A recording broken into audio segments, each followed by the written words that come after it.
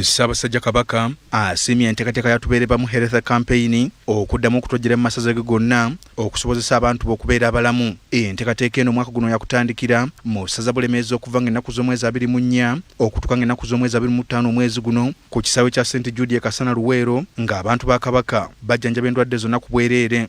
Tubeere balamu yatandikira mu ssaza Buddu nga yakatalaga amasaza 5 okuli Busiro, Kyaddondo, Kyaggwe ne Ssingo. Olunaku lwalira abaami ba Kabaka mu ssaza Bulemeezi beetabye mu musomo ku ssaza ly'e Kasana Luweero okwetegekera olusiisira lw'ebyobulamu olugenda okubeera mu ssaza Bulemeezi.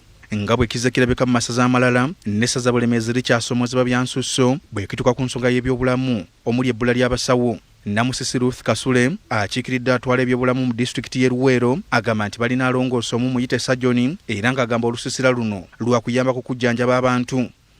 Ssaabasajja Kabaka yebale nnyo yebalire ddala okulowooza ku Luweero. Ssebo omukulu kangaawo tulinawo Luweero hospital naye tulinawo Sajoni ogu omu asobola okukola operation yaki ya kansa.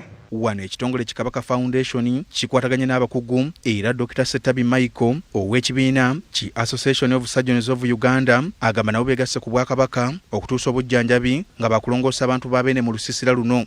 Ekyetaagisa kye kino buli muntu yenna gwe tugenda okulongoosa ku olwo olunaku alina okuba nga amaze okukeberebwa obulwadde bwe ne tukakasa nti bwetaaga okukola ki okulongoosa.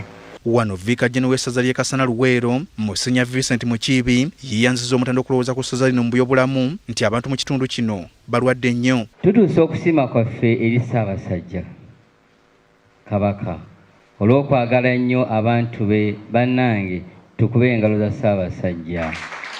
Omwami wa Kabaka w'essaza Bulemeezi Ronald Mulondo akunze abantu b'omutanda okujja beetabe mu lusiisira luno bamanye obulamu bwabwe we buyimiridde. Bangi bagenda mu ddwaliro ng'amaze kulaba nti n'okusituka wansi takyasobola n'alyoka ajjukira nti ndabika n'okugenda mu ddwaliro. Kale tuba basanyufu nnyo ssebo Ssaabasajja Kabaka bw'asiima n'alonda essaza lyaffe nti tuteekeyo olusiisira lw'ebyobulamu mu bantu baffe. Ssenkulu wa Kabaka Foundation omukungu Eddie Kagwandagala bw'abadde ayogerako gye bali agamba nti ku luno mu lusiisira lw'eBulemeezi baleese abakugu mu kulongoosa obulwadde bwa katungulu buyite prostate mu baami.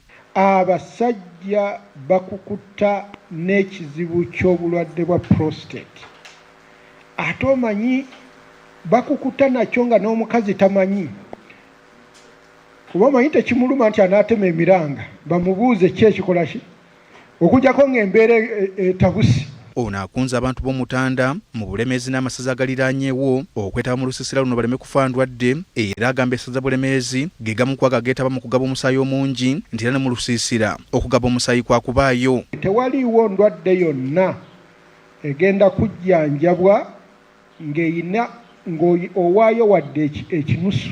Tugenda kugaba gilaasi z'amaaso reading glasses 530 ku bwereere. Kabaka agabudde akoze ensonga efaanaganako ko bwetyo ayambidde ddala obulamu bw'abantu bungi ddala. Tone Kitenda, BBS Refiner ageesigika.